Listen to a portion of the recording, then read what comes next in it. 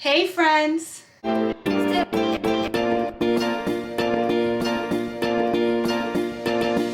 name is Desiree, aka Mama Friendly, and I do all sorts of videos on my channel, from cooking videos to planner videos, vlogs, hauls, homeschool videos with a Disney twist, a little bit of everything. So if any of that sounds like fun to you, I hope you'll subscribe and join me on my YouTube adventure. Today's video is the monthly Foodie Friday collab hosted by Tiffany of Small Town 6, and basically it's a recipe free-for-all.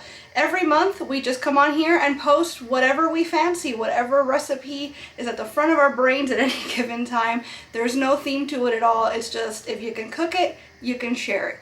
And this month I am sharing yet another Cuban recipe. This one happens to naturally be gluten and dairy free, and it is probably the most common Cuban household meal that you might encounter. So if you're interested in just kind of dipping your toe into Cuban cuisine, I think that this is a great place to start. The recipe I'm sharing with you today is for picadillo. And picadillo, I don't think has a literal translation, but it's basically like a ground beef hash of sorts, I guess. At its base, you always have ground beef, and some people put tomatoes in it, some people don't.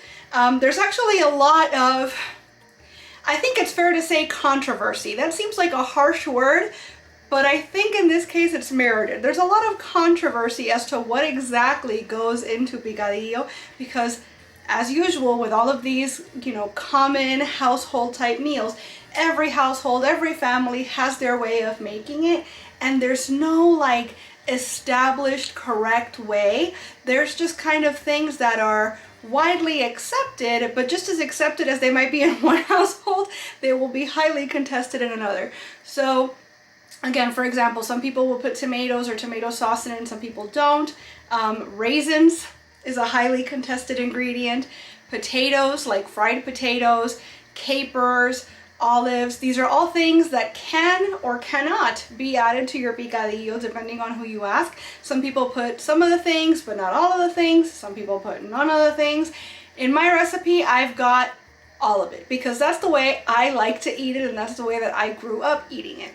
So I'm going to show you how we make it in our house. I actually used a written out recipe because trying to quantify a household recipe is not easy. But I think that this is a fantastic recipe now that I've tried it and tested it for myself. I think it's a great place to start, and if you make it and decide, maybe capers aren't for you, or maybe raisins don't make sense here, I think they're amazing because they balance out the whole dish. But everybody's entitled to their opinion, so you know from here on out what to remove to fit your family's taste. Maybe you want to add something else. Whatever. It's up to you. You make it however you like, but I think that this is a great recipe to get you started. Before we jump in, let me remind you that because this is a collab, there is a playlist. So once you finish watching my video, you can check out the description box. I'm going to have a link to Tiffany's channel, and I'm going to have a link to that playlist so that you can watch everybody else's Foodie Friday video. Now with all that being said, let's get right into the recipe. Alright friends, so this is what we're going to use today to make our picadillo. In the spirit of every family makes it their own way, I'm following a recipe that I found online because I asked my dad for his recipe, and my dad, I think with any homemade recipe, like not just my dad, but anybody that's trying to quantify a recipe, especially a Hispanic person, everything is un poquito de esto, un ching de esto. It's really hard to quantify measurements, and so for the sake of the video, I thought it'd be easier to follow a recipe that was already written out. So this is my first time making it this way. When I make it myself, usually it's a little different, but it's a little different every time. So I think this is a good base recipe for you to try out, and then every time you make it, you'll probably make it a little different to suit your taste and your family's taste, and that's totally fine. So we're going to begin with a pound of ground beef, 2 tablespoons of olive oil, 1 medium yellow onion, and we're going to dice that. We need 6 garlic cloves. See, that sounds about right to me. Finely chopped. Half a bell pepper diced. I don't know what I'm supposed to do with the other half, but I guess that's a me problem, not a you problem. I'll figure it out. A tablespoon of ground cumin. 3 small potatoes, peeled and cut in small pieces. I'm going to use my handy dandy veggie chopper. I always link this in the description box in the videos because every time I use this, somebody asks where I got it. So I'll have it linked. I don't think I'm going to peel the potatoes though. I rarely do peel potatoes when I'm cooking with them. The skin is very nutritious, lots of fiber, etc. Plus it's a pain in the butt, so I'm just not going to do that. But I will use the cutter to dice them up into small pieces. You need 3/4 cup of dry cooking wine, like white wine, a 1/2 cup of green olives stuffed with pimentos, a 1/2 cup of raisins, a 1/4 cup of capers drained, 16 ounces of tomato sauce. So you can either use 2 8-ounce cans or you can use one of the big ones. This one is actually 15 ounces, but that's fine. I don't think the 1 ounce is going to make a huge difference. And then lastly, you need salt and pepper to taste. Keep in mind though that the olives and the capers are salty on their own. So me personally, I would go easy on the salt at first and then taste it at the end and adjust if needed. So first things first, I'm going to brown my ground beef with some cumin and some pepper in a frying pan.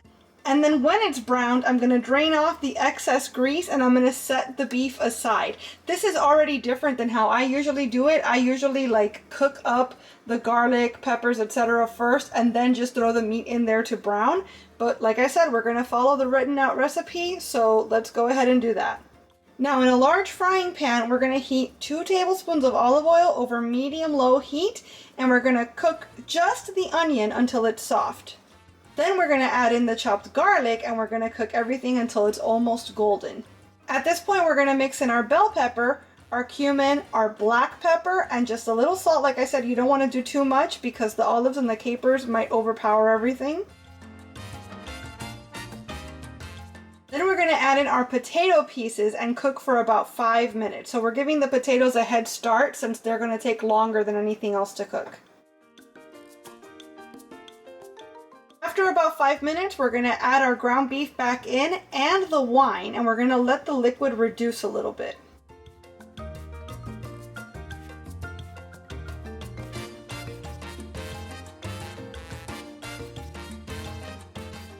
Add in your raisins and your tomato sauce when the potatoes are about half cooked.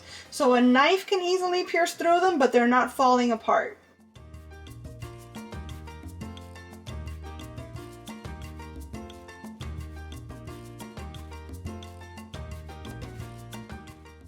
Cook for about 5 more minutes and then add in your olives and your capers.